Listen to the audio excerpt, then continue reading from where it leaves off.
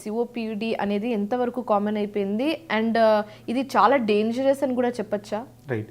COPD అనేది చాలా common disease అండి. ఇప్పుడు మీరు వరల్డ్ వైడ్ స్టాటిస్టిక్స్ కనుక తీసుకుంటే 2019లో 2019లో వరల్డ్ వైడ్ ఒక స్టడీ చేశారు. అంటే ఏ డిసీజెస్ బాగా కామన్గా ఉన్నాయి అని చేస్తే ఫస్ట్ వచ్చింది ఇస్కెమిక్ హార్ట్ డిసీజ్ అంటే గుండె జబ్బు, తర్వాత స్ట్రోక్ అంటే బ్రెయిన్ స్ట్రోక్, థర్డ్ సిఓపిడి అంటే థర్డే సిఓపిడి. సో అంత కామన్. కానీ చాలా మందికి ఇది తెలియని విషయం అని కూడా చెప్పొచ్చు కదా? అవునండి. సో ఇది చాలా మందికి తెలియని విషయము. ఈ క్రానిక్ అబ్స్ట్రక్టివ్ పల్మనరీ డిసీజ్ గురించి అవేర్నెస్ చాలా తక్కువ ఉంటుంది.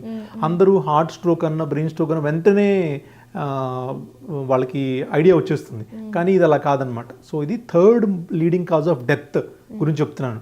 అంటే ఇప్పుడు ఒక సంవత్సరంలో కనుక ఒక 1 lakh మంది చనిపోయారంటే నెక్స్ట్ నెంబర్ వచ్చేసి స్ట్రోక్ది, నెక్స్ట్ నెంబర్ వచ్చేసి సిఓపిడిది. సో అంత కామన్ ఇది. సో ఫర్ ఎగ్జాంపుల్ మనకి లాస్ట్ ఇయర్ కనుక స్టాటిస్టిక్స్ తీసుకుంటే ఇండియాలో ఆల్మోస్ట్ 30 లక్షల నుంచి 40 లక్షల మంది చనిపోయారు సిఓపిడి వల్ల, ఓన్లీ సిఓపిడి వల్ల.